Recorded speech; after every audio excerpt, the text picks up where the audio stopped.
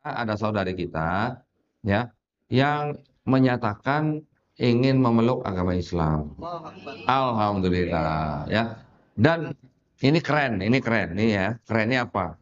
Saudari kita ini yang mau memeluk agama Islam pada hari ini diantar oleh ayahnya yang masih Kristen. Keren loh. Woi, kita boleh acungkan jempol. Mana tadi bapaknya? Ada ya? Ibu-ibu yang lebih dekat sama anak-anaknya, nanti insya Allah bisa menularkan informasi yang didapat dari kajian-kajian. Tidak hanya saya aja, juga ustadz-ustadz kita yang lain. Ibu-ibu nih yang tugasnya untuk menjaga keluarga, ya, menjaga akidah anak-anak, ya, untuk tetap memegang iman dan nikmatnya Islam. Insya Allah ya Bu ya. Alhamdulillah. Baik. Pada hari ini saya diberi tema tadi apa? Natal, misteri ya. Misteri Natal dan Tahun Baru. Natal dan Tahun Barunya udah lewat kok, baru bahas sekarang. Nggak apa-apa, Bu? Hah? Udah telat nggak apa-apa? Berarti untuk Natal Tahun Baru tahun depan gitu, Bu ya? Masih lama. Ntar keburu lupa dong kalau begitu. Tapi nggak apa-apa, yang kemarin kan baru ya. Jadi apa ibu-ibu juga mungkin masih ingat saudara-saudara kita yang Kristen belum lama ini merayakan Natal dan berbarengan dengan sebagian umat Islam juga merayakan Tahun Baru. Judulnya kok dikasih misteri? Saya dikasih judul kok misteri sih? Oh, biar nggak penasaran. Baik. Ramai ramai.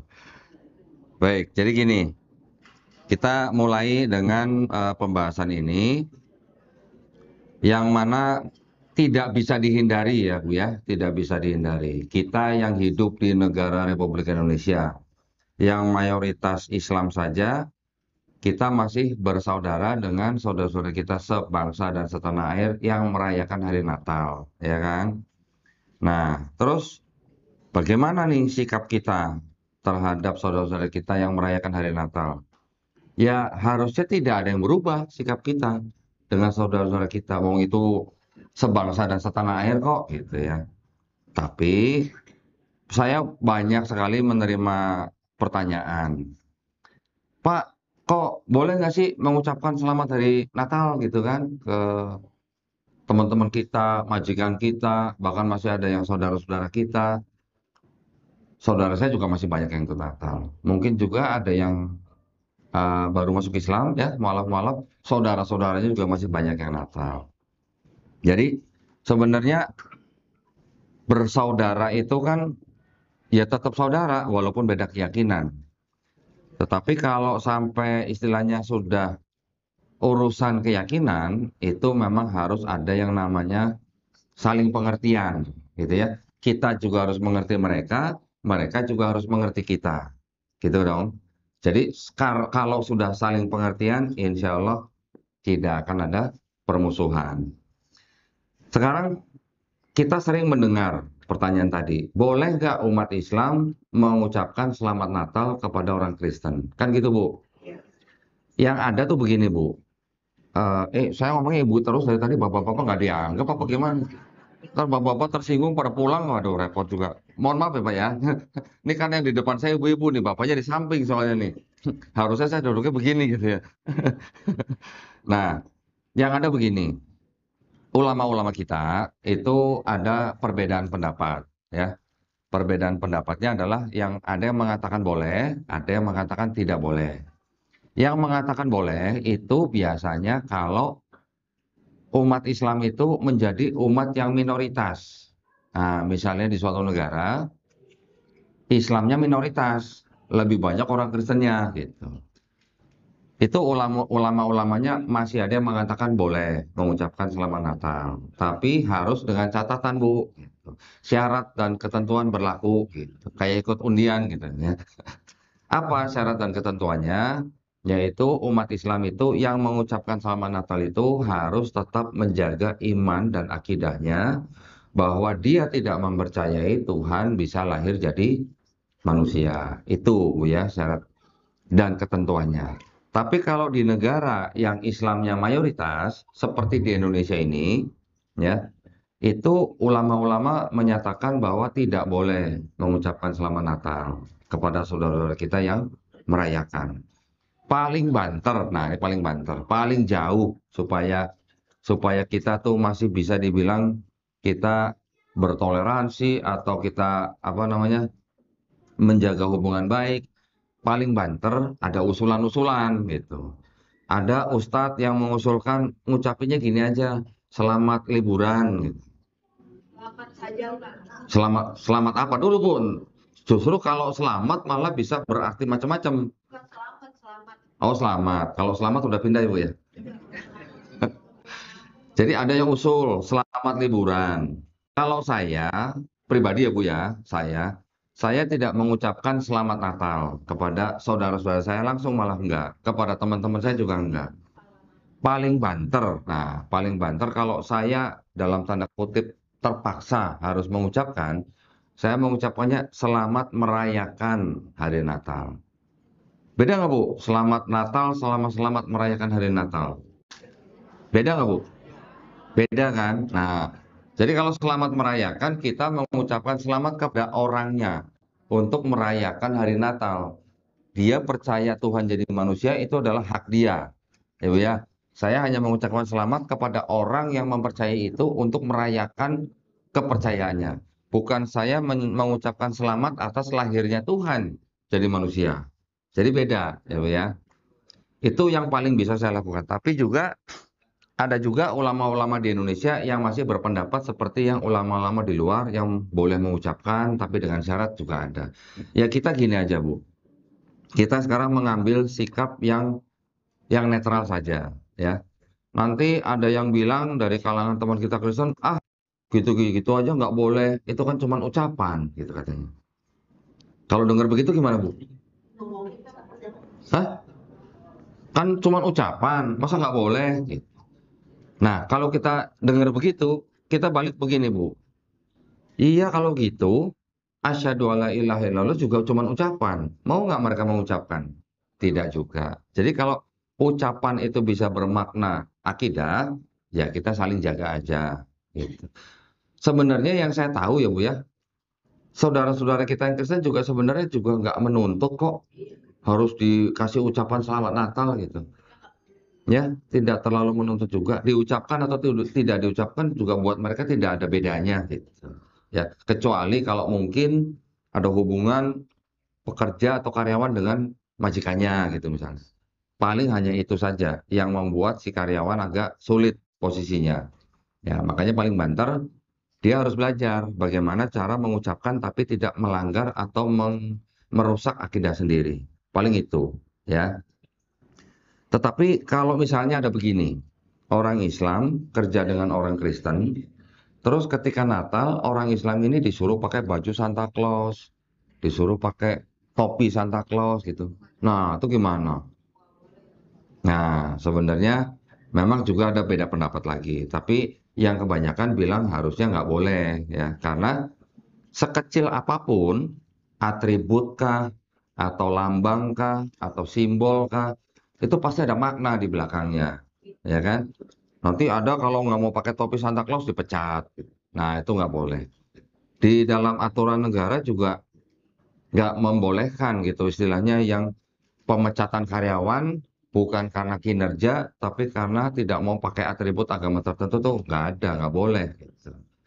Ya, jadi kita ya harus sama-sama mengerti lah. Gitu. Kita juga mengerti mereka, mereka juga mengerti kita. Jadi ya kita supaya bisa saling jaga kerukunan umat beragama. Gitu ya. Ini untuk masalah ucapan nih. Baru ngomongin ucapan aja udah hampir setengah jam nih. Belum misterinya. Waduh, kalau ngomongin misteri ini kemana-mana nih ntar nih ya. Masya Allah. Nah, sekarang buat ibu-ibu, ini kan mungkin taunya Natal itu kan cuman hari lahir yang disebut dengan Yesus Kristus, ya Bu ya. Betul kan? Ada nggak Bu kalau di Islam yang bilang Yesus Kristus itu sama dengan Isa Al-Masih? Sama atau beda Bu? Namanya aja beda ya, hurufnya beda. Enggak Bu. Walaupun namanya tulisannya beda, tapi maknanya atau artinya atau latar belakangnya atau ya bahasanya itu sebenarnya sama. Orangnya sama, Bu. Orangnya, ya. Cuman diceritakan berbeda, gitu. Contoh misalnya, apa ya? Orang Yahudi kenal namanya Abraham, gitu, ya. Orang Arab nyebutnya Ibrahim. Sama nggak, Bu? Orangnya sama. Cuman orang bahasa Ibrani menyebutnya Abraham, orang berbahasa Arab menyebutnya Ibrahim. Sama. Kalau kata Ustadz Babe Haikal itu di Tanah Abang orang manggilnya Boim, gitu. Boim kependekan dari Ibrahim. Ya, itu adalah masalah transliterasi atau paralel bahasa. Memang kalau nama itu kan harusnya nggak boleh diterjemahkan, ya. Tapi lidah orang kan memang beda-beda, ya. Contoh, nih apa namanya kameramen saya, orang Sunda, Bu, nih. Kalau kita ngomong sama dia nih, bener nggak sih orang Sunda nggak bisa ngomong F? Katanya gitu, Bu, ya. Dia bilang, enggak, kata siapa, itu fitnah, kata gitu. Tetap aja pakai P, gitu. Kemarin saya nonton TV, gitu. Nah, itulah lidah, lidah suku beda-beda, gitu, Bu, ya. Orang Jepang coba dipaksa suruh ngomong apa R ya, nggak bisa ya ngomong R ya, keluarnya tetap aja L, gitu. Itulah bangsa-bangsa dengan bahasa masing-masing, ya. Kitanya yang harus mempelajari, jangan kita buru-buru. Yesus, Isa, hurufnya aja udah beda jauh, gitu. Nah, tapi kita nggak tahu Yesus itu dari mana. Kata Yesus bisa jadi Yesus dari mana? Itu sejarahnya memang panjang, ya. Jadi aslinya orangnya sama. Aslinya namanya dia tuh Iso sebenarnya. Karena dia dan orang tuanya itu adalah orang Yahudi yang berbahasa Aramaik. Pernah dengar, Bu, bahasa Aramaik?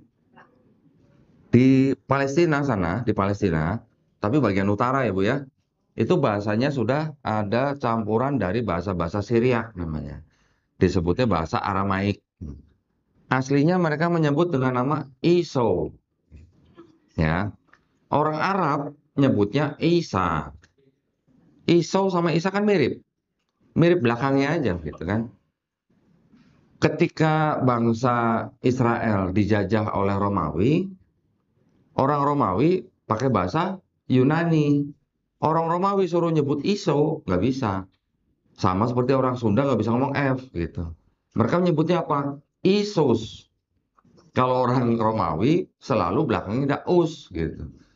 Saya nggak tahu, mungkin engkus yang di Sunda juga mungkin keturunan Romawi apa enggak, saya nggak tahu. Ya kan ada engkus gitu kan. Ya nggak tahu ya. Siapa tahu dulu ada leluhurnya orang Romawi, nggak tahu juga. Jadi kalau orang Romawi ngomong selalu nama orang itu belakangnya selalu dikasih dengan apa namanya lafaz us, gitu. Kalau orang Yunani bukan us, as, ya. Jadi kalau Andreas gitu, belakang Matias gitu. Tapi kalau Romawi Matius gitu, ya. Jadi orang Romawi menyebut Iso nggak bisa, dia nyebutnya Isus. Sampai abad ke-16, Bu. Abad 16 itu ber tahun 1500-an ya, berarti ya. Jadi kalau yang dianggap dengan Iso atau Isa ini lahir misalnya di abad pertama Masehi, ya.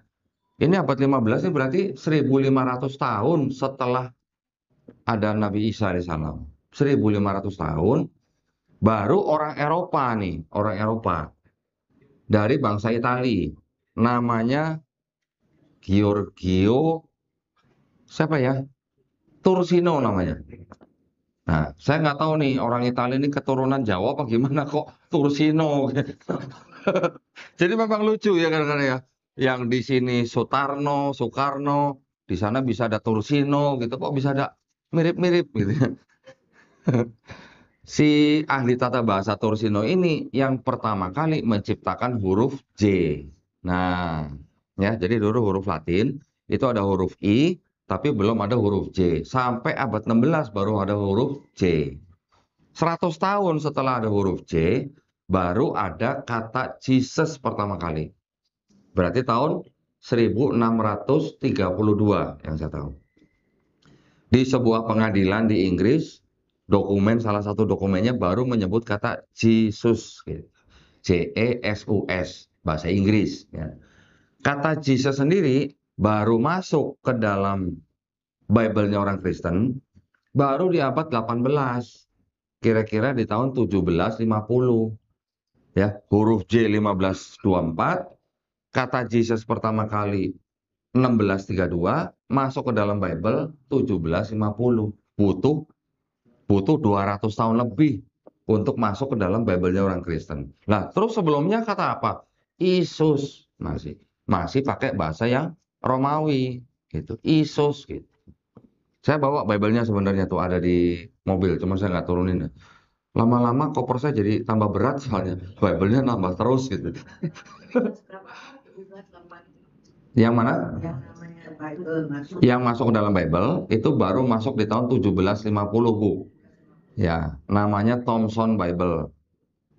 Thompson Bible ini juga sebenarnya terjemahan-terjemahan yang berasal dari King James Bible. King James Bible atau kitabnya orang Kristen yang diterbitkan tahun 1611 itu belum pakai kata Jesus, masih pakai kata Yesus, ya sama dengan yang di Romawi. Oke, jadi sebenarnya sama, mau Iso Aramaik, mau Isa bahasa Arab, mau Isus bahasa Romawi, mau Yesua bahasa Ibrani, orangnya sama, orangnya. Cuman ceritanya berbeda.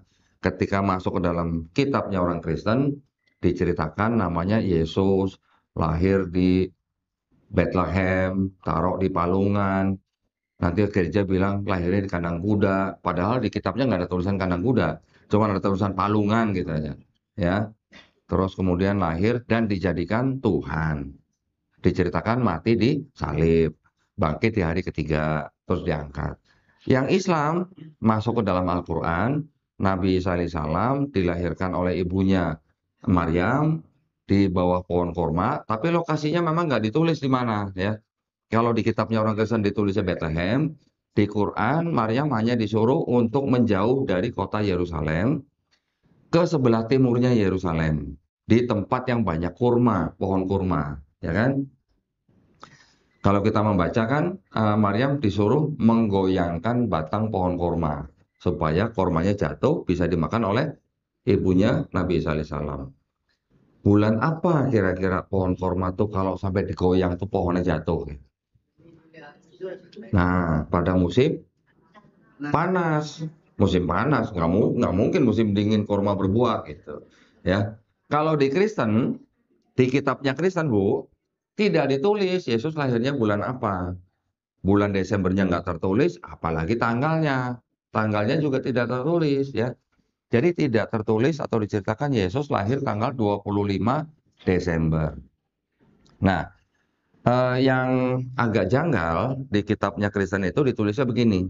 Sebelum Yesus itu lahir, itu malaikat Gabriel. Kalau kita sebutnya malaikat Jibril. Siapa, Bu? Cukup sampai Jibril? Tambahin dong, Bu, alaihissalam. Ya, gitu ya. Kalau di kitabnya Kristen disebutnya hanya malaikat Gabriel. Kalau di Al-Quran sebutnya malaikat Jibril alaihissalam memberitahukan itu apa namanya kepada Maria nih, ibunya Yesus, pada waktu gembala-gembala. Nah, gembala apa? Gembala domba. Sedang menggembala domba di padang. Gitu. Kira-kira kalau benar Yesus lahirnya bulan Desember, tempatnya di Palestina, padahal di Palestina tuh kalau Desember sedang musim dingin. Nah, pertanyaannya kan jadi gembala-gembala yang mana yang berani keluar malam-malam gembalain domba gitu. Itu nggak masuk akal gitu ya. Keluar rumah aja nggak berani, ini gembalain domba di padang lagi gitu. Nah, itu yang mendapat kritikan bahwa tidak mungkin Yesus lahir pada bulan Desember, gitu ya. Karena juga tidak tertulis gitu. Nah, terus dari mana dong orang Kristen kok bisa merayakan kelahiran Yesus bulan Desember gitu? Ada tradisi, Bu, ya, tradisi tidak cuma hanya bangsa Israel, tapi dari bangsa-bangsa sebelumnya yang punya cara menghitung orang ini lahirnya bulan apa gitu atau tanggal berapa gitu. Dari mana? Bagaimana caranya? Kalau orang-orang itu tahu kapan orang itu mati. Nah, ketika orang mati, tanggal berapa kan ketahuan. Dari tanggal itu, zaman dulu tradisinya, mereka mengatakan bahwa kalau dia mati misalnya nih Bu ya, misalnya tanggal 25 Maret misalnya. Berarti dianggapnya 25 Maret itu adalah hari di mana orang itu sedang sedang terjadi pembenihan di kandungan ibunya. Paham nggak Bu maksudnya?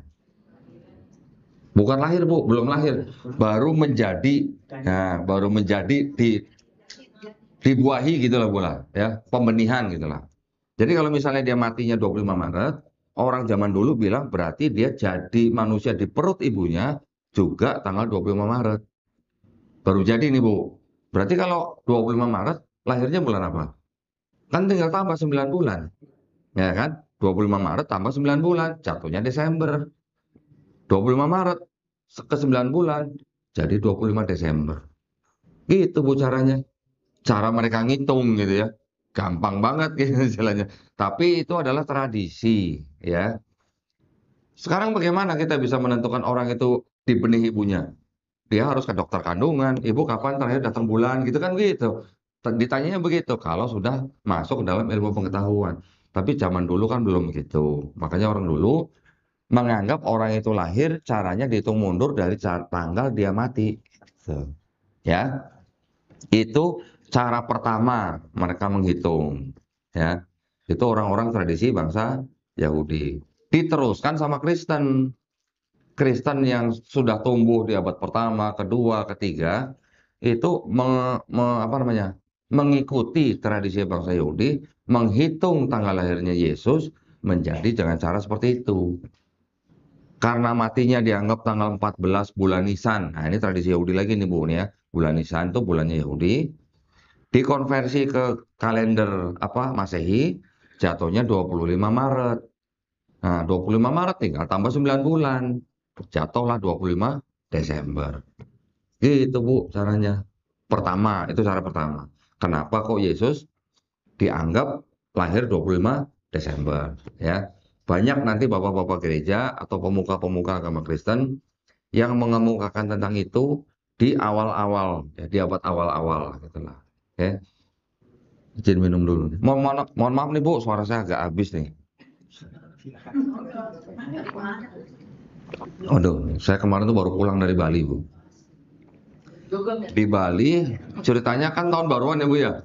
Oh, tahun baru ke Bali ngapain coba? Waduh.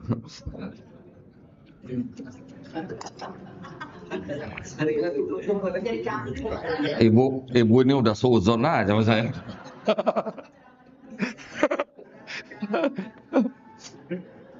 31 Desember terbang ke Bali, mau ngapain coba tuh? Ah, pasti dugem gitu.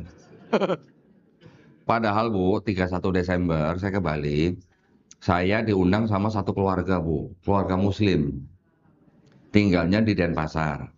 Anaknya kelas 2 SMA. Bulan September yang lalu, anak mereka murtad.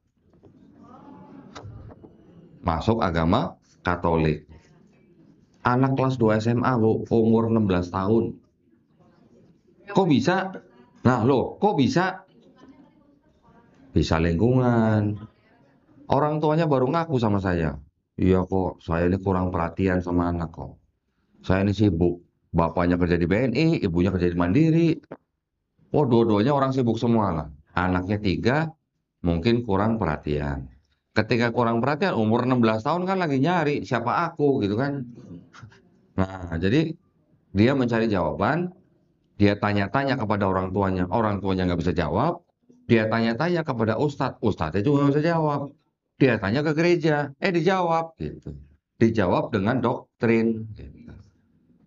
Akhirnya dia murtad bulan September yang lalu, orang tuanya minta tolong, ya kan? Akhirnya dari iparnya keluarga ini, nonton video saya gitu kata sering nonton gitulah. Istrinya udah komplain. Kok ini suami saya nih kalau malam bukan pegang saya, pegangnya handphone kata. Nonton video kok Doni terus katanya. Bukan saya yang dipegang gitu. Anaknya berapa Bu? 3, itu udah dipegang Bu ya. Nah, akhirnya diundanglah saya ke sana. Saya punya waktu 31 Desember, saya terbang ke sana, nyampe sore langsung ke rumah Orang tua itu ngobrol, diskusi dari jam 7 malam ya sampai jam 12 malam. Sampai jam 12 malam. Nggak dikasih makan lagi. Sudah dibeliin makan, cuman karena saya udah keburu ngobrol, jadi makanannya nggak kemakan gitu. Udah ngobrol 3 jam baru ingat, oh iya belum makan. Sambil makan sambil ngobrol. Jadi alhamdulillah ketika di Bali 31 Desember pukul 12 malam, 12 maksudnya tanggal 00 ya, pas pergantian tahun baru itu di rumah itu di sekelilingnya semuanya pada mercon semua. Wah, berisik banget.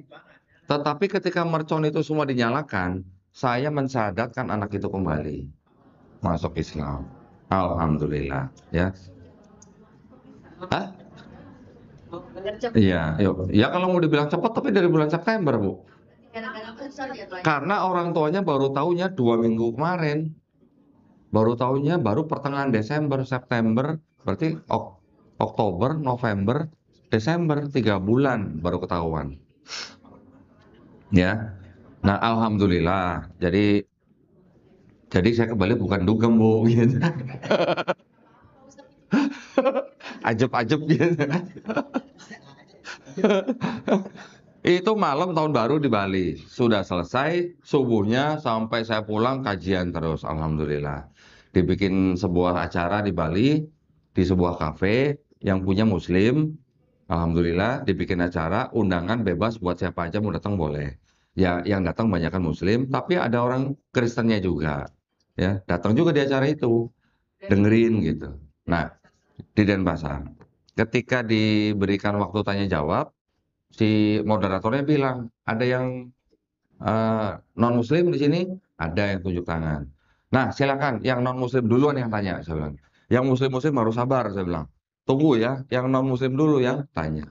Ya sudah, dia tanya, saya jawab. Kemudian acara selesai, yang non-muslim ini ngobrol lagi sama saya sambil makan. Ngobrol 1 jam lah, kurang lebih 1 jam ya. Alhamdulillah masuk Islam di kafe itu gitu. Masuk Islam di kafe. Enggak, Bu, kalau yang kafe cuma satu, yang lain masjid semua. Tapi satu kali saya ngisi kajian itu di sana, kajian subuh, namanya kajian musola apa gitulah, saya lupa namanya, tapi judulnya musola gitu ya. Ketika saya masuk, mana musolanya, Pak? Oh, di lantai 2. Oh ya, naiklah kita. Begitu naik, saya lihat lebih besar dari ini, Bu, tempatnya. 3 kali lebih besar dari ini. Disebut musola. Bingung nggak, Pak? Saya begitu naik, ini musola nih, Pak, saya bilang gitu. Tanya sama DKM-nya kan.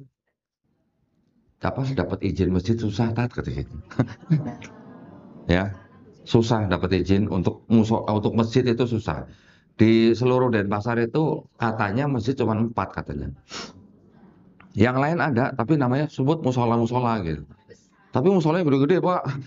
Musola sama ini 3 kali lipat gedenya dari ini. Alhamdulillah ya. Ya, artinya saya senang karena saya bisa membagikan ilmu-ilmu yang disebut dengan ilmu kristologi. Iya, ilmu seperti inilah yang membandingkan antara Islam, Kristen, dan Yahudi.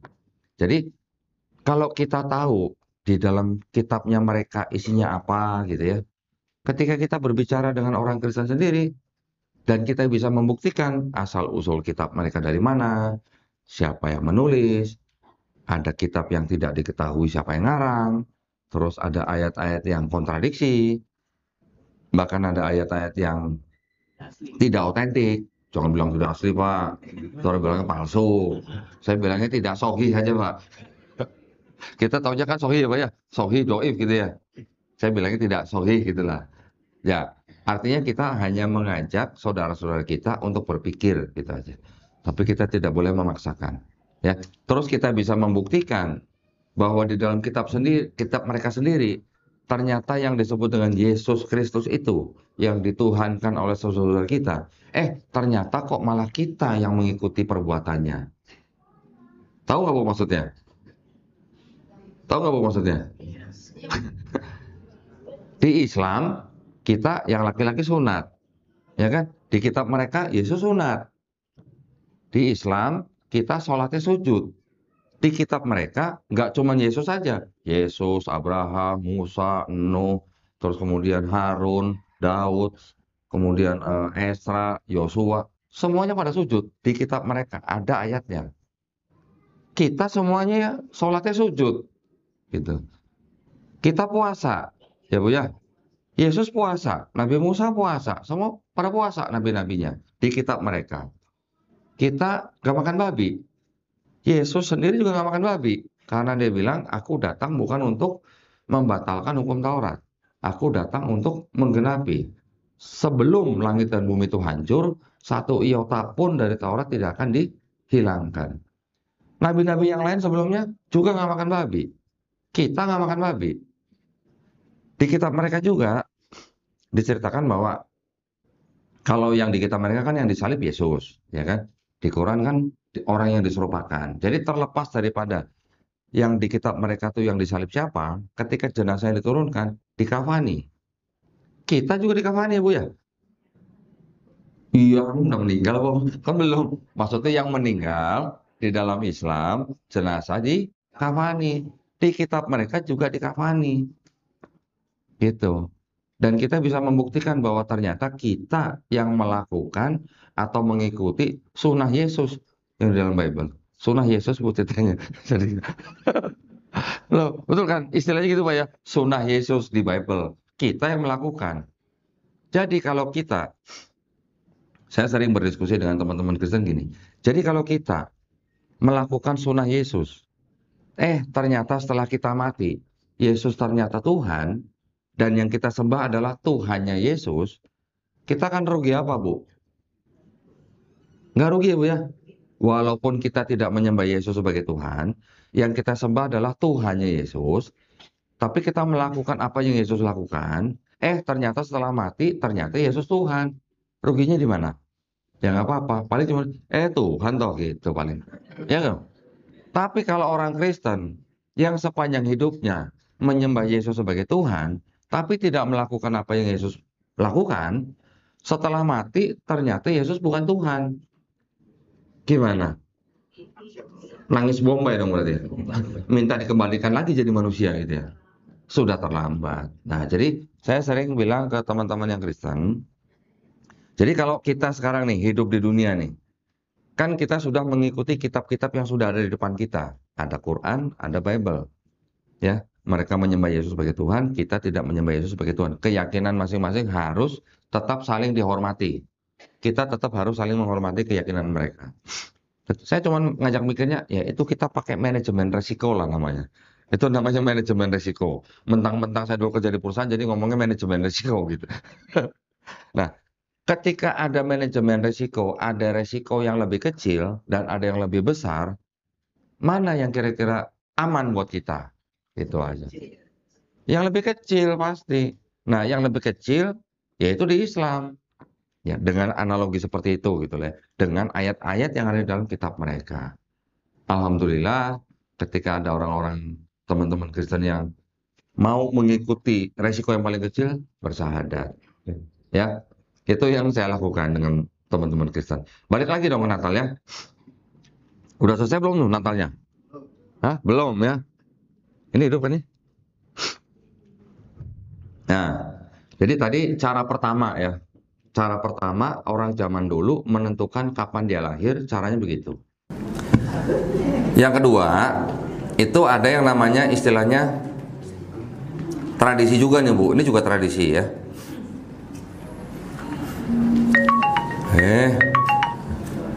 Nggak tahu lagi kajian, main telepon aja ya. Oke, sebentar. Ini supaya saya nggak salah ngomong nih, soalnya ada nama-nama yang susah disebut nih.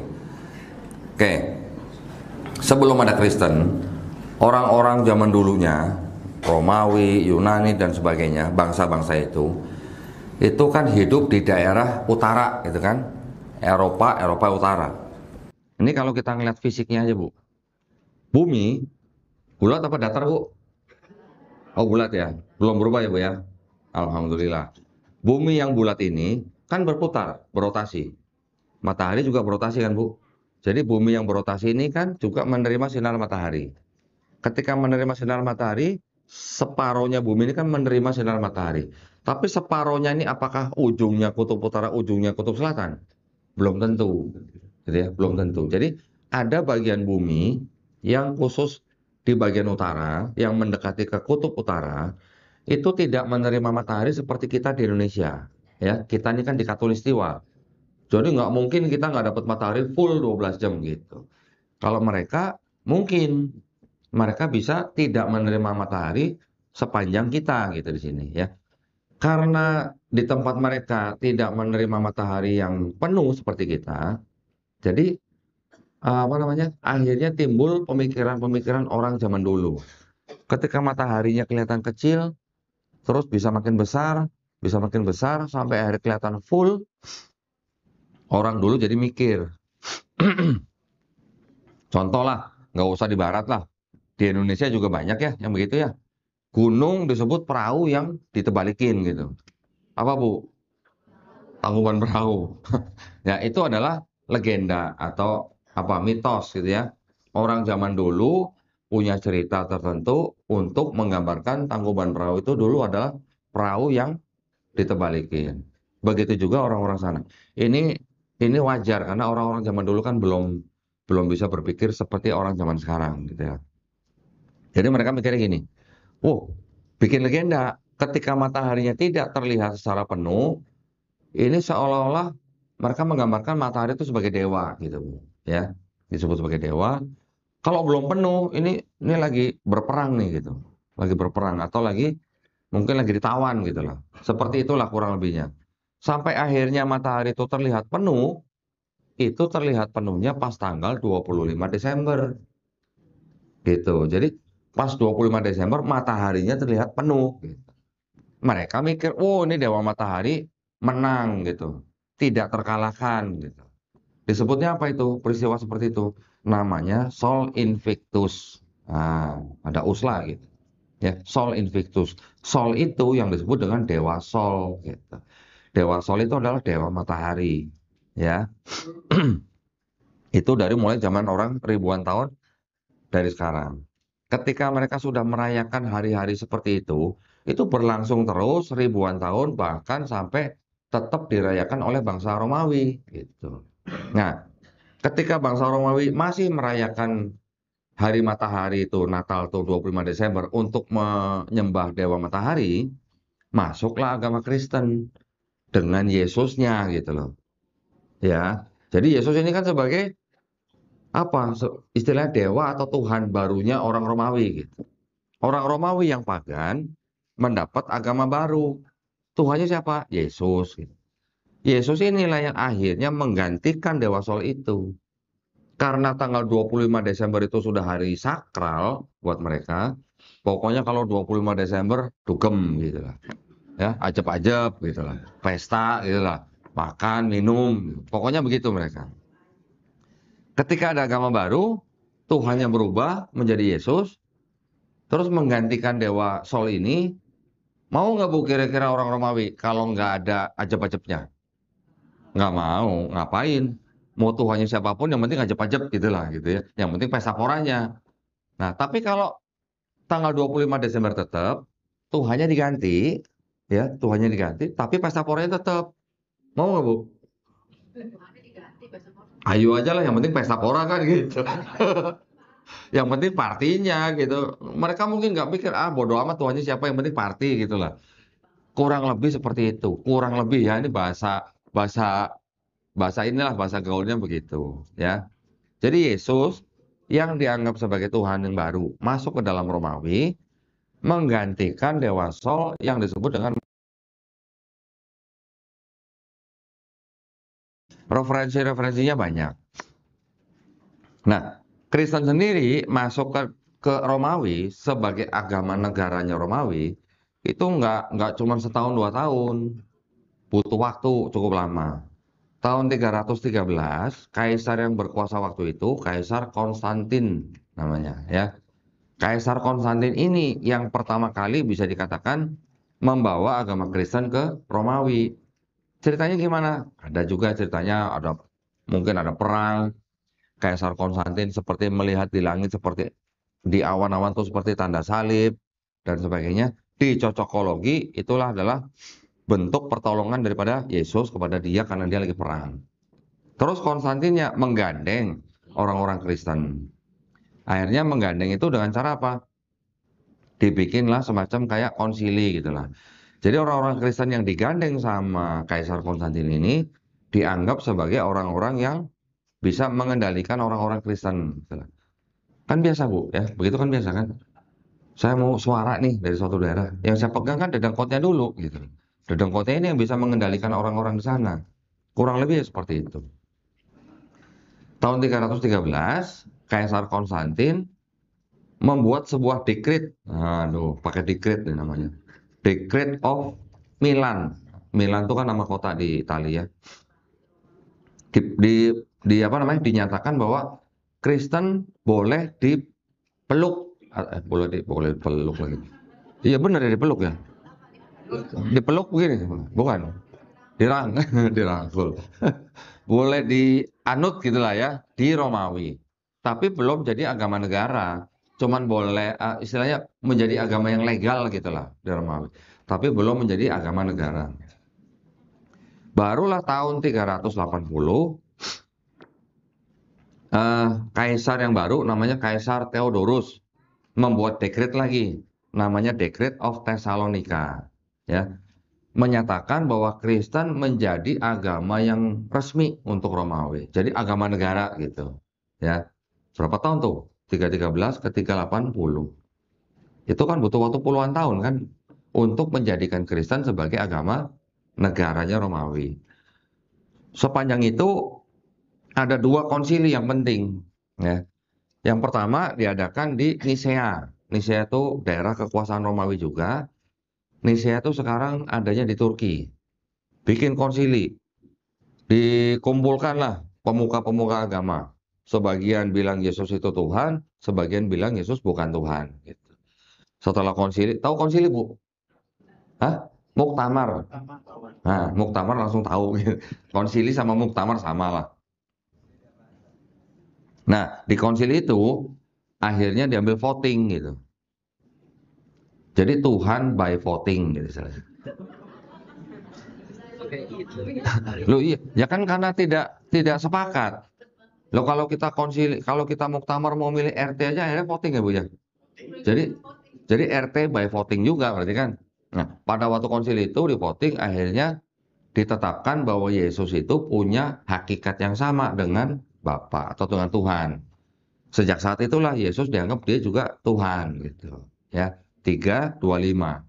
Sudah ada Trinitas belum Bu? Belum, baru Duinitas, dua. Loh iya dong, kan baru Yesus sama Bapak, berarti kan Duinitas. Tahun 381, setahun setelah Kristen jadi agama resmi Romawi, bikin muktamar lagi, namanya Konsili Konstantinopel. Ditetapkan bahwa Roh Kudus juga punya hakikat yang sama dengan Bapa. Jadi Roh Kudus juga Tuhan gitu. Jadi ditetapkan bahwa Bapa itu Tuhan, Yesus itu Tuhan, Roh Kudus juga Tuhan. Tapi bukan tiga Tuhan, tapi satu Tuhan. Paham nggak Bu? Hah? Ya ini keyakinan, ya ini keyakinan mereka. Saudara kita yang Kristen, kita tetap harus menghormati. Ya, iya bilangnya begitu, Bapa Maha Kuasa, Yesus Maha Kuasa, Roh Kudus Maha Kuasa, tapi bukan tiga Maha Kuasa, tapi satu Maha Kuasa. Ya ini keyakinan mereka, ya kita tetap harus menghormati. Tapi di kitabnya mereka diceritakan Yesus dibaptis di Sungai Yordan. Ya, Yesus dibaptis di Sungai Yordan. Yang baptis siapa? Yohanes Pembaptis, Nabi Yahya alaihissalam. Jadi kalau di kitabnya Kristen, Yohanes Pembaptis itu termasuk yang orang paling hebat juga gitu. Bisa membaptis Tuhan. Loh iya dong kan katanya Yesus Tuhan dibaptis sama Yohanes Pembaptis. Ketika Yohanes membaptis Yesus itu di Sungai Yordan. Diceritakan lagi di kitabnya mereka, Roh Kudus turun dalam bentuk burung merpati, ya kan? Setelah itu ada suara di langit, inilah anakku yang kukasihi, Yesus maksudnya. Jadi ada Yesus di sungai, ada burung merpati Roh Kudus, ada suara di langit, Bapak gitu kan. Tiga-tiganya nih nongol bareng gitu istilahnya. Terus mau bilang satunya dari mana gitu. Nongol bareng masalahnya. Ya. Tapi itu adalah kan keyakinan mereka. Kita tidak boleh olok-olok, kita tidak boleh menghina sesembahan mereka. Ya, itu pesan atau perintah dari Allah Subhanahu wa taala langsung loh. Nggak boleh loh, ya. Saya ditugaskan berdebat dengan pendeta. Tapi saya punya rambu-rambu, saya diberi rambu-rambu. Rambu-rambunya apa? Al-Quran. Karena di Quran disebutkan, janganlah kamu berdebat dengan ahli kitab, kecuali dengan cara yang paling baik. Terus kemudian, janganlah kamu mencaci maki sesembahan mereka. Karena mereka akan mencaci maki Allah Subhanahu wa taala tanpa pengetahuan. Jadi kita nggak boleh menghina sesembahan orang lain. Oke, ini hanya fakta sejarah. Ya. Nah, itu konsili tadi Nisea, Konstantinopel. Sudah selesai belum Bu akidahnya mereka? Belum, masih banyak. Setelah itu konsili Efesus 431 menyatakan Maria sebagai Theotokos. Gitu. Apa tuh Theotokos? Bunda penghantar Tuhan ke bumi. Gitu ya. Jadi Tuhan mau ke bumi harus ada yang nganter. Gitu. Bunda Maria. Gitu. Ya, iya itu keyakinan. Sekali lagi itu keyakinan, yaitu hak mereka. Ya. Terus kemudian ada lagi konsili Kalsedon tahun 451 Masehi menetapkan bahwa Yesus punya duinatur gitu. Ada yang tahu nggak Bu duinatur? Hah? Bahasanya pusing. Duinatur itu artinya sifat ganda.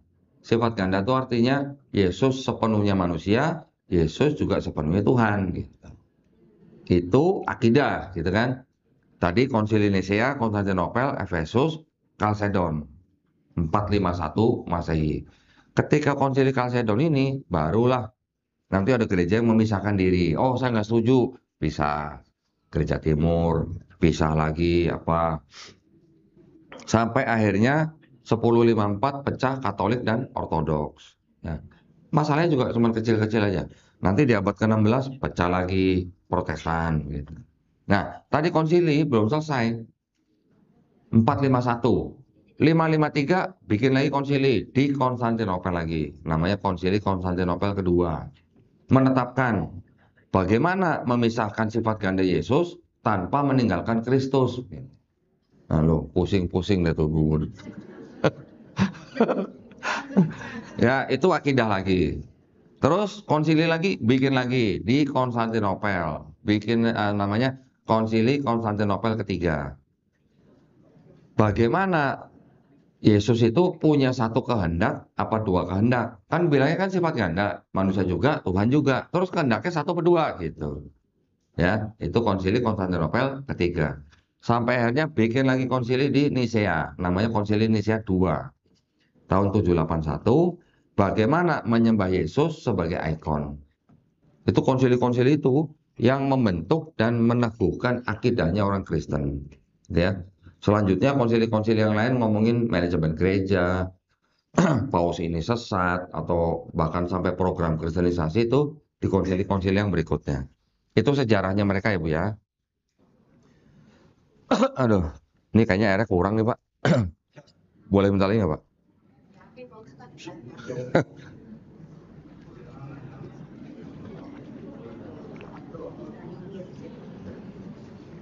Makasih ya. Lupa bawa kopi nih.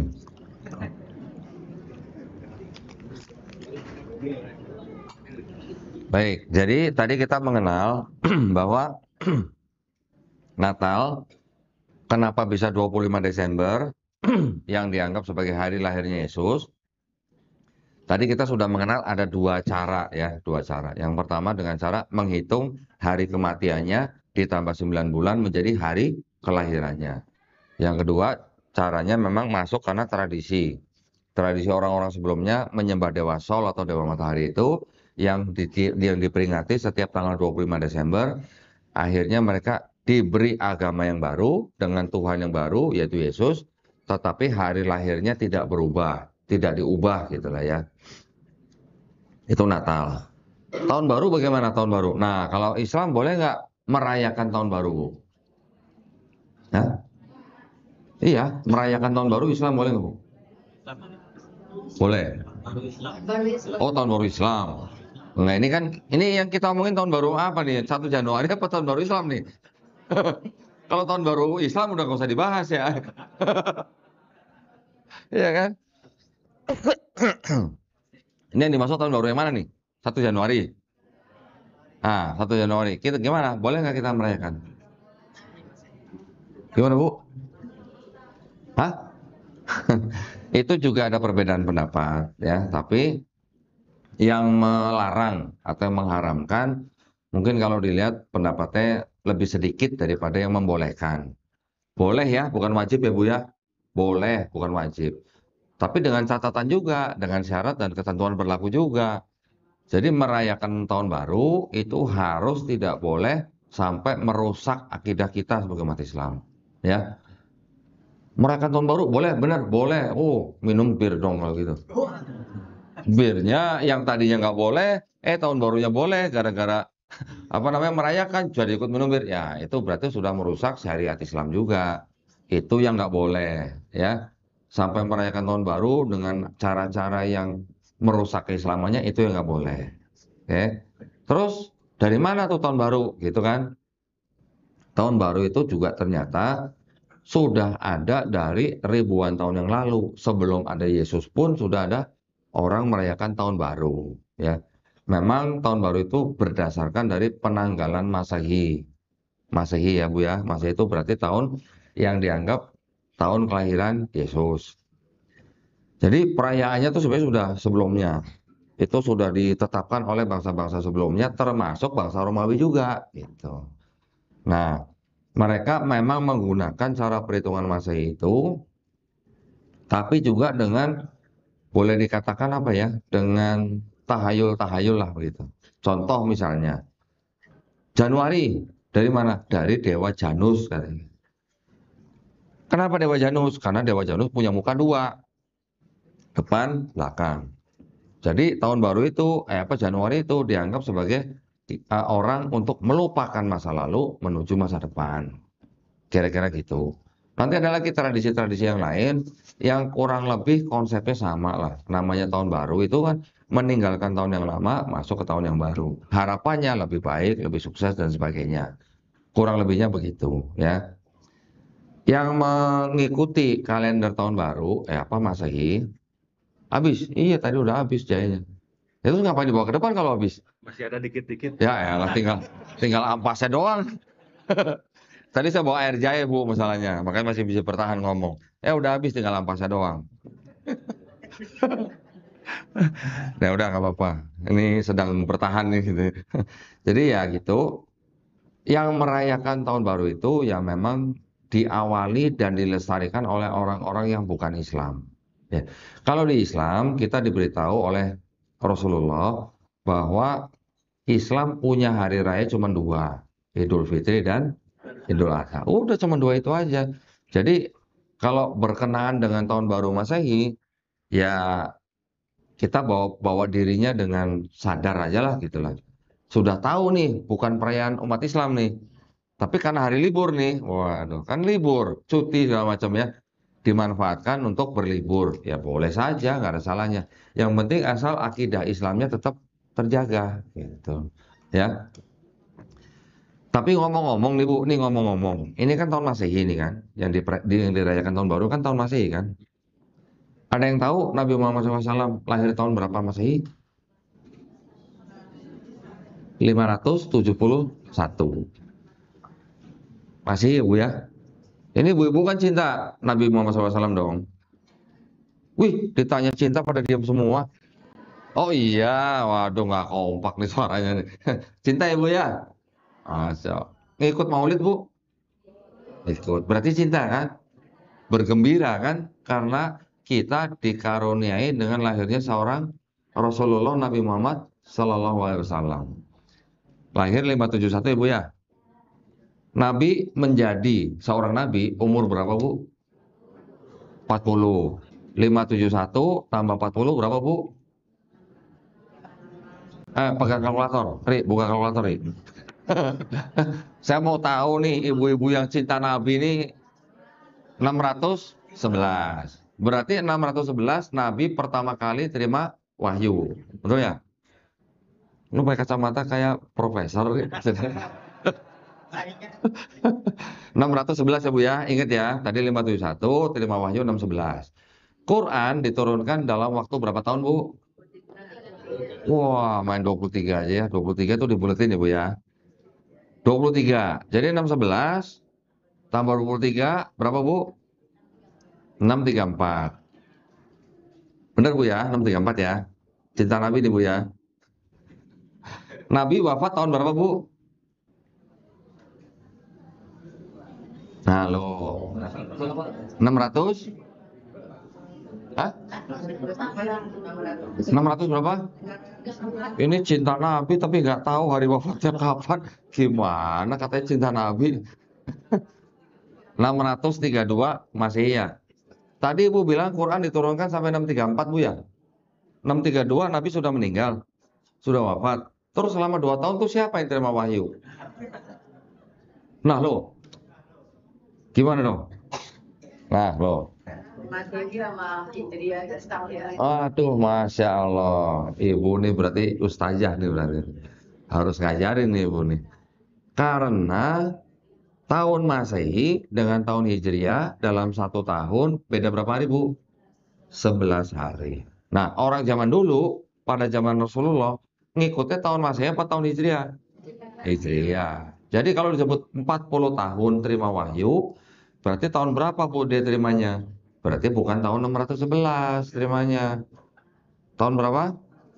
600. Saya ngitung 9 Bu, karena saya ngitung pakai komputer. Lahirnya tanggal 12 Rabiul Awal misalnya. Memang tahunnya nggak disebutkan tahun gajah, tapi orang bilang tahun 571 misalnya. Saya hitung pakai kalkulator di komputer gitu, menghitung tanggalnya ketemunya 609. 609 tambah lagi berapa tahun Quran diturunkan. Ya, kan 22 tahun, sekian bulan, sekian hari gitu kan. Pakai kalkulator lagi, pakai komputer lagi, ketemunya beberapa bulan sebelum Nabi wafat. Jadi benar. Saya pernah Bu, namanya saya orang yang sering debat gitu ya, ditanya begitu. Pertamanya bingung, oh iya benar juga ya. Katanya 632 meninggal, dihitung-hitung 634 ternyata beda 2 tahun. Ditanya, tuh siapa tuh yang terima wahyu selama 2 tahun? Tapi alhamdulillah ternyata jawabannya adalah ada perbedaan hari dalam Masehi dan Hijriah, gitu ya, 11 hari. Jadi ternyata nggak salah, alhamdulillah. Cinta Nabi Bu? Masih cinta Nabi Bu ya? Alhamdulillah. Jadi Ibu jangan khawatir. Setiap serangan atau tuduhan atau syubhat terhadap Islam, insya Allah semuanya terjawab. Ya Bu ya. Dengan Quran, dengan kebenaran di dalam Islam, insya Allah Islam adalah agama yang benar apa yang paling benar Bu? Yang benar. Udah pinter. Bukan paling benar Bu ya. Yang benar. Kalau Islam agama yang paling benar, berarti agama samawi ada berapa Bu? Satu. Wah Ibu keren. Di tempat lain Bu, ibu-ibu saya tanya, Bu, Islam agama yang paling benar, paling benar? Yang paling benar, katanya. Terus inna indalil Islam gimana Bu? Diam semua. Nah, kan ada ayatnya. Inna indalil Islam. Terus kok berani-beraninya bilang Islam agama yang paling benar? Kalau paling benar berarti ada yang lain yang benar. Nah, jadi hati-hati Bu. Ini kadang-kadang hal seperti itu dimanfaatkan, ya, dimanfaatkan oleh bisa jadi orang-orang Islam yang liberal atau orang-orang orientalis untuk menyerang Islam, untuk melemahkan akidah kita. Nanti jatuh-jatuhnya kalau nggak jadi liberal, jadi murtad. Gitu. Contohnya seperti anak di Bali itu. Dia murtad karena dia menerima pertanyaan-pertanyaan dari orang-orang orientalis. Bisa murtad. Gitu. Dari ayat-ayat Quran pun yang dipakai juga bisa menjadikan orang Islam murtad. Kenapa? Karena ayat-ayat Quran itu ditafsirkan secara liberal. Bisa Bu, banyak ayatnya. Dari Kristen juga bisa begitu. Mereka juga banyak yang menggunakan ayat-ayat Quran, dipelintir, ditafsirkan berbeda daripada pandangan orang Islam itu sendiri. Dari kata-katanya juga bisa. Yesus itu atau Isa itu kalimatullah. Wah, bilang gitu. Maka itulah dia firman. Karena di kitab mereka firman itu menjelma jadi manusia. Yesus itulah firman. Di Quran disebutkan Isa kalimatullah. Disebutkan lagi ruhullah. Udah kalimatullah ruhullah. Jadi benar tuh Yesus Tuhan menurut Quran, kata orang Kristen yang salah menafsirkan gitu. Padahal kalimatullah maksudnya apa, Bu? Ada yang tahu? Hah? Iya, tapi Nabi Isa alaihissalam tuh disebut memang juga kalimatullah. Maksudnya apa Nabi Isa disebut kalimatullah? Maksudnya adalah Nabi Isa alaihissalam diciptakan oleh Allah Subhanahu wa taala hanya dengan kalimatnya, hanya dengan firman-Nya. Apa? Kun fayakun. Maksudnya itu dipelintir. Oh tuh Yesus kalimatullah, firman Allah. Di sini Yesus firman yang menjadi manusia. Kira-kira begitu. Simpel sebenarnya. Tapi bisa membuat orang Islam murtad. Itu Nabi Isa alaihissalam disebut ruhullah. Maksudnya apa ruhullah? Kan malaikat Jibril alaihissalam meniupkan ruh, ya kan, kepada Maryam, ya kan? Disebutnya itu adalah ruhullah. Jadi makanya Isa adalah Allah itu sendiri. Tuduhan, Bu ya, ini tuduhan. Ibu-ibu harus hati-hati yang dengar begitu. Maksudnya apa? Ruh yang ditiupkan oleh malaikat Jibril alaihissalam itu adalah ruh yang berasal dan ciptaan Allah Subhanahu wa taala. Maksudnya itu bukan berarti Allah sendiri gitu masuk dalam Maryam. Kalau di Bible memang begitu gitu. Ya, seolah-olah yang menjadi Yesus itu adalah Allah itu sendiri yang masuk dalam Yesus. Gitu. Ya, jadi ibu-ibu, ini kita sekarang ngomongin Natal, tapi juga jangan lupa kita harus membentengi akidah kita. Jangan pokoknya taunya apa namanya, nanti ada informasi, wah informasinya kelihatannya masuk akal sedikit, tapi ternyata dipelintirkan, itu berbahaya. Ibu harus banyak belajar, tanya kepada guru-guru kita. Gitu ya Bu ya. Cukup ya Bu ya hari ini ya. Oh, belum. Suara udah mau habis masih belum aja. Tega bener ya. Tanya jawab ya, tanya jawab. Tapi sebelum tanya jawab Bu, sebelum tanya jawab, alhamdulillah ada saudari kita, saya dapat informasi tadi dari komunitas Akhwat namanya Satu Arah. Wih, Satu Arah berarti yang dari depan forbidden ya berarti ya, nggak boleh ya. Satu arah hanya kepada Allah Subhanahu wa taala ya. Alhamdulillah. Jalur puncak satu arah. Ya, alhamdulillah ada saudari kita ya yang menyatakan ingin memeluk agama Islam. Alhamdulillah ya. Dan ini keren nih ya. Kerennya apa? Saudari kita ini yang mau memeluk agama Islam pada hari ini diantar oleh ayahnya yang masih Kristen. Keren loh. Woi, kita boleh acungkan jempol. Mana tadi bapaknya? Ada ya? Oh, di luar. Oh, ya, dia diantar oleh ayahnya yang masih Kristen. Ya, tadi sempat menitikan air mata, tapi ya saya sudah berikan beberapa pemahaman tadi ya. Assalamualaikum warahmatullahi wabarakatuh. Kalau tadi di luar konteks ya. Ini sekarang lagi viral seorang perempuan yang ngakunya hafal Quran, tadinya berjilbab nggak berjilbab, tapi tiba-tiba menyerang Islam ya. Namanya Kumaila. Oh, Itu. siapa namanya? Kumaila. Oh, kirain Kumaisia. Bukan ya? Kumasia. Kumasia. Gimana Pak? Itu pendapat Kononi mana? Jadi dia sekarang tayang di podcastnya orang liberal gitu. Jadi Oh, nyerang Islam, dibilang Nabi Rasul itu mujizatnya meragukan. Kisah para Nabi Rasul itu dongeng. Menghafal Quran itu nggak penting seperti kayak beliau dan seperti anak bayi. oh iya. Pandangan Kononi. Baik. Saya sebenarnya malas menanggapi orang-orang yang sudah ketahuan liberal begitu ya. Kalau dia sudah menolak apa isi Quran, berarti nggak kita sebut dia dengan sebutan kafir. Sudah, berarti kan dia sudah kafir kan? Kalau sudah kafir begitu ya sudah, kenapa dia masih harus ngaku-ngaku Islam atau ngaku-ngaku Muslim? Dia masih ngaku Muslim, Pak. Masih ngaku Muslim tapi tidak menerima Quran. Jadi dianggap di Quran itu dongeng gitu. Dan nggak penting untuk menghafal Quran. Nah, udah. Jadi kalau begitu tanggapan saya begini. Kalau dia memang sudah tidak menerima Quran, berarti kan dia sudah bisa disebut kafir. Ya, ini tanggapan saya. Saya terang-terangan aja. Karena dari dari pernyataan dia tentang Quran, berarti dia sudah menolak Quran. Kalau mengenai dongeng, oke lah, istilahnya kalau mau menyebut dongeng, harusnya dia kan bisa membawakan sebuah fakta ya. Apa yang menjadikan cerita atau kisah Nabi di dalam Al-Quran itu ternyata tidak terbukti. Nah, itu baru bisa kita terima narasinya. Tapi kalau cuma ngomong kisah Nabi di Quran dongeng, tapi nggak membawakan berita atau fakta atau apa yang bisa ditunjukkan, terus kita harus percaya gitu. Sedangkan Quran sendiri sudah membuktikan dirinya sendiri. Dirinya sendiri maksudnya ayat-ayat di dalam Quran sudah terbukti oleh sains. Sudah terbukti oleh sains. Ada kira-kira 1000 ayat di dalam Quran. 80%-nya kurang lebih sudah terbukti benar. Yang 20% belum terbukti benar tapi juga belum terbukti salah. Insya Allah dengan ilmu probabilitas akan terbukti benar. Mungkin 10 tahun lagi, mungkin 100 tahun lagi, mungkin 1000 tahun lagi, walau alam. Itu Pak ya. Jadi kalau yang begitu, tadi ngomongin apa lagi? Hijab. Ya tadi kan jadi nggak berhijab gitu. Oh, ya. Kalau sudah tadinya berhijab, terus tidak berhijab, berarti dia sudah menentang Quran, gitu aja Pak. Karena berhijab itu perintah di dalam Quran. Ya, sekarang sikap kita kalau terhadap orang yang nggak mau beriman kepada Quran, sikap kita gimana, Bu? Sikap kita gimana? Ya biarin aja.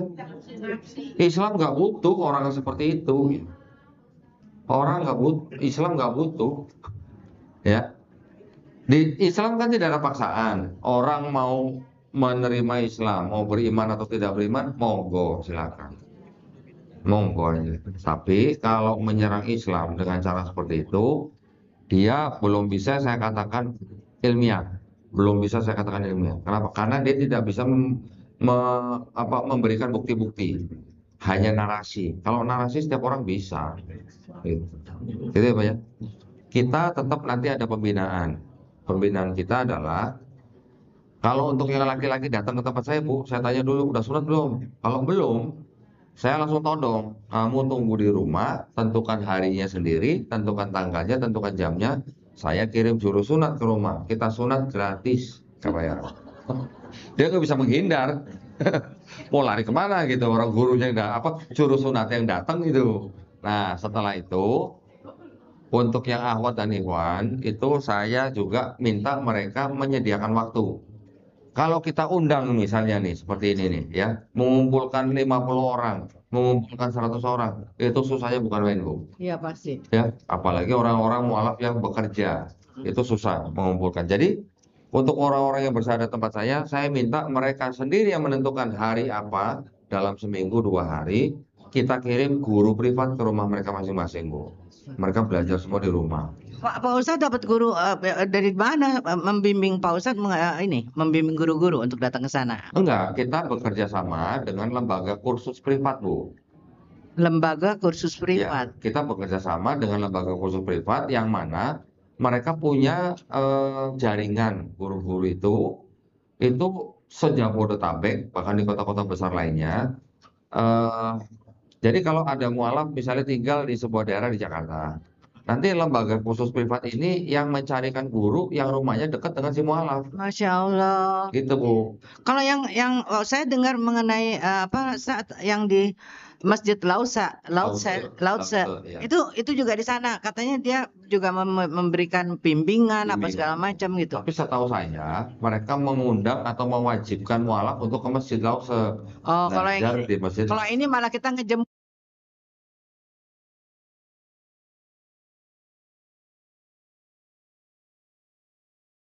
Ya, jadi setiap pertemuan itu 90 menit Bu. Itu kita yang bayar, kalau lembaga kursus privatnya kita yang bayar. Si mualaf nggak perlu keluar uang apa-apa. Ya, jadi buku ikronya kita sediain, Qurannya kita sediain, peralatan sholat dan segala macam kita sediain. Guru privat itu ke rumah mualaf ngajarin dari mulai sholat sampai dia bisa baca Quran. Masya Allah. Kalau si mualaf ini bagus belajarnya, ya cepet sampai dia bisa baca Quran, malah saya kencengin lagi, ayo terusin lagi, kencengin lagi sampai dia bisa baca. Kalau bisa sampai hafal Quran, kalau bisa. Pak Ustadz yang di dalam ruangan ini mungkin banyak yang belum bisa baca Quran loh. Ini DKM-nya nih harus jawab nih. DKM bisa juga dibuat program seperti itu, Bu. Baru dari lahir juga udah Islam sih, Ustaz. Ya, nanti bisa dibuat program seperti itu. Kami juga melayani begini, misalnya ada mualaf di luar kota, misalnya gitu ya. Kita nanti lembaga kursus privat ini yang mencarikan guru yang rumahnya dekat dengan si mualaf itu. Hebat ya, Masya Allah. Enggak, Bu, yang hebat bukan kita, Bu, yang hebat Islamnya, Bu. Masya Allah. Ya, makanya siapa yang membiayai kami? Nah, Kan gitu. Nah, itu adalah Allah Subhanahu wa Ta'ala. umat Subhanahu wa Ta'ala, umat Islam melalui donasi-donasinya, melalui sodako, infak, yang ke kami gunakan untuk seperti itu, Bu. Pak Ustadz, kamu mah Jawanya medok banget sih. Memang saya dari Cilacap, Bu. Saya dari Cilacap, Bu. Kata orang Cilacap, orang apa? Ke orang Kepenak. Nah, itu. Dari Cilacap, Ustaz. Besar di Cilacap. Oh gitu ya, Ustaz. Silakan yang lain. Nah, ini bukan saya mau open donasi nih. Seperti apa nih ya, ahwat-ahwat yang dari komunitas satu arah. Mereka juga membina mualaf-mualaf. Sudah ada lembaganya belum sih? Satu arah? Belum, baru namanya aja. Cepetan dibuat biasanya. Cepetan dibuat supaya ini baru komunitas. Saran saya segera dibuat yayasan.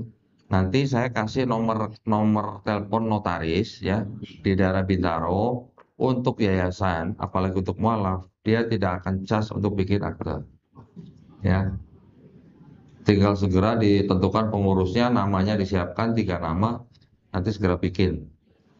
Sebaiknya harus dengan lembaga. Jadi kalau menerima donasi dari ibu-ibu di sini, jangan masuk nomor rekening pribadi, ada rekening yayasan. Itu jauh lebih bisa dipercaya gitulah. Insya Allah secepatnya. Ada lagi, Bu, pertanyaan? Siapa dulu nih? Rodi, ada 2 pertanyaan yang saya tanya ke Rodi. Yang pertama, apakah ada pengakuan Yesus dalam Alkitab bahwa Yesus itu beragama Kristen? Soalnya kata orang Kristen bilang Yesus itu tidak membawa agama. Yang kedua, apakah ada perintah Yesus dalam Alkitab harus beribadah di minggu dan ibadah di gereja? Tidak hanya perintah itu dari siapa? Yang pertama, Yesus tidak pernah menyebut kata Kristen. Ya, jadi Yesus tidak pernah mengajarkan agama Kristen.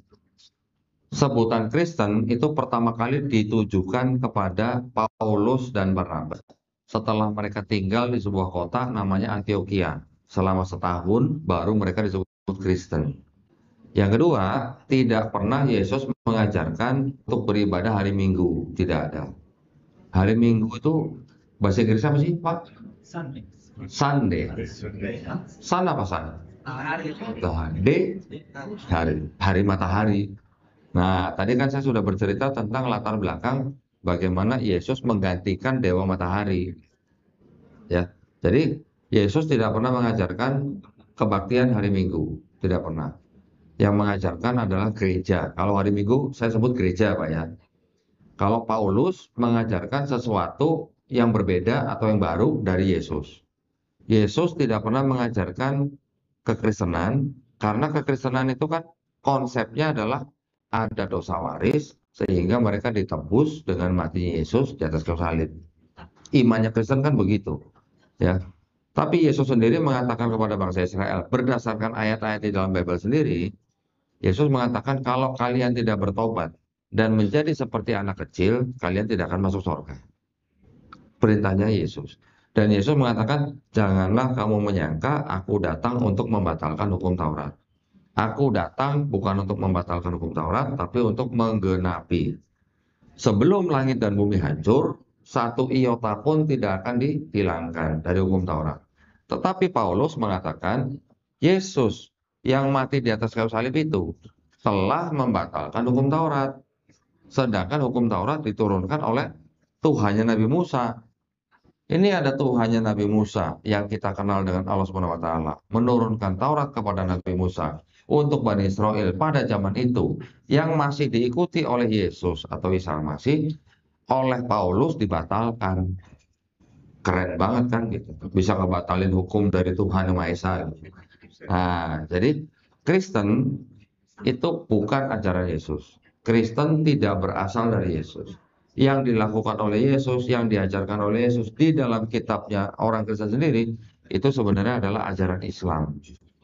Islam artinya berserah diri kepada Tuhan Yang Maha Esa. Jadi kalau orang Islam sholat, sujud, sunat, puasa, nggak makan babi, Yesus juga sholatnya sujud, sunat, puasa, nggak makan babi, jenazah dikafanin. Kalau kita Muslim, berarti Yesus juga Muslim dong kalau begitu. Ternyata nabi-nabi sebelum Yesus juga begitu, sama semua. Kejadian 17:3, Nabi Abraham sujud. Di kitabnya mereka loh ya. Bilangan 34 ayat 8, Nabi Musa sujud. Keluaran 34:8. Bilangan 16:22, Musa dan Harun sujud. Yosua 5:14, Nabi Yosua sujud. 1 Tawarik 29:20 sama Mazmur 95 ayat 6, Daud dan umatnya sujud. Uzair atau Nabi Ezra di Nehemia 8 ayat 6 dan 7 sujud. Yesus di Matius 26 ayat 39 sujud.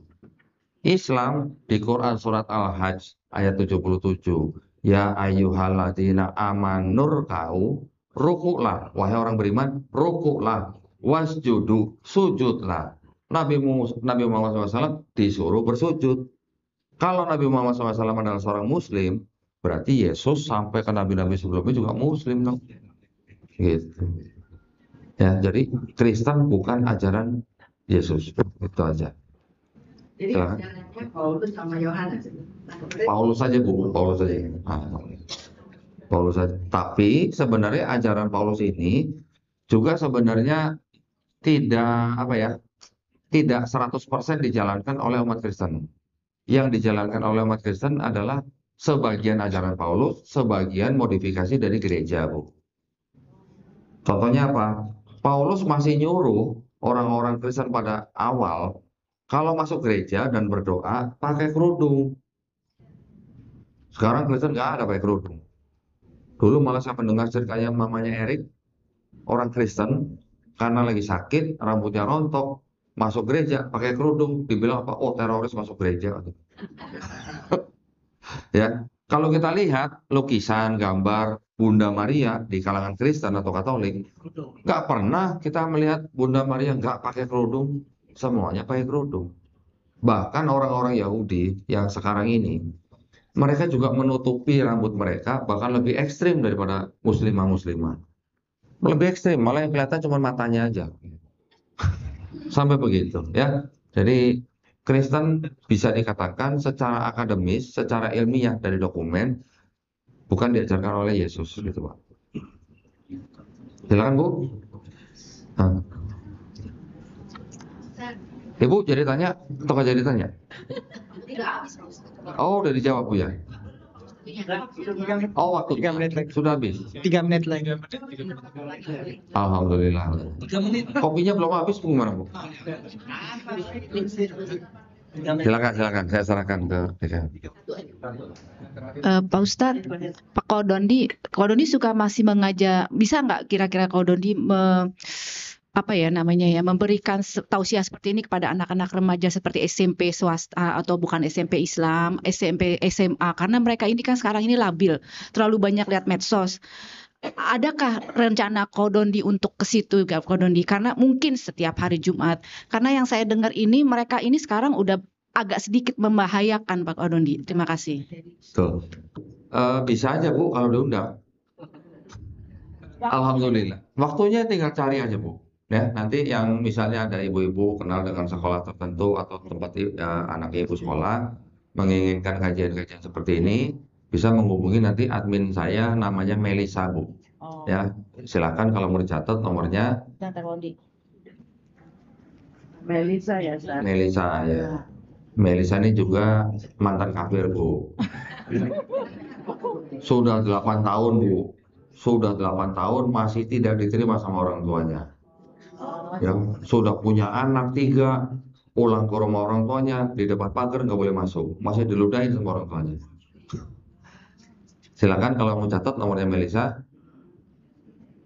Berapa, Ustaz? 0812 Bentar Pak Ustadz, Melisa. Saya kok nggak nyaman ya dipanggil Ustadz gitu ya. Jangan panggil Ustadz, wah. Ini siapa Pak Ustadz? Kok Doni aja. Iya. Aduh, iya lebih musrako Bu, jangan Ustadz Bu. 08 12. Udah? Udah. 47 88. 4788. Udah? 88 lagi. Berapanya jadi 4 kali? 4 kali ya. 92 Bu. 92. 8124 788 yang 4 kali 92. Iya. Nanti Ibu kalau ibu-ibu di sini kalau yang mau pesan buku juga bisa lewat Melisa Bu. Nah, buku ini isinya itu kontradiksi-kontradiksi. Ya, kontradiksi-kontradiksi yang ada di dalam Bible. Saya bawa beberapa, kalau ada yang mau beli di depan, itu di depan ada Bu. Nah, buku ini ya, kalau dibaca sama orang Islam yang memang minat belajar Kristologi, ini debat sama pendeta aja, pendeta udah nggak bisa jawab Bu. Cuman baca buku ini. Karena ini isinya kontradiksi-kontradiksi yang sudah nyata-nyata jelas di dalam kitab mereka. Ini udah saya saring Bu. Ya, dan ini pun saya bikin volume 1 karena apa? Karena di kitabnya mereka ada ketentuan. Tidak boleh mengutip ayat-ayat kitab ini untuk tujuan komersial melebihi 500 ayat gitu. Kalau untuk non komersial melebihi 1000 ayat gitu. Nah, karena ada ketentuan itu, jadi saya pecah-pecah ini volume 1, nanti ada volume 2, ada volume 3. Kalau saya jadiin satu, saya dituntut nanti sama yang menerbitkan Bible gitu. Ya Bu ya? Ya, insyaallah. Ya, barakallahu fikum semuanya. Terima kasih banyak atas perhatiannya. Mudah-mudahan kita semuanya dilindungi dari rahmat Allah Subhanahu wa taala ya. Amin ya rabbal alamin. Saya mohon maaf kalau ada kata-kata yang kurang berkenan, yang salah datangnya hanya dari saya, yang benar datangnya hanya dari Allah Subhanahu wa taala. Ya, kalau begitu akhir kata wabillahi taufiq wal hidayah. Wassalamualaikum warahmatullahi wabarakatuh.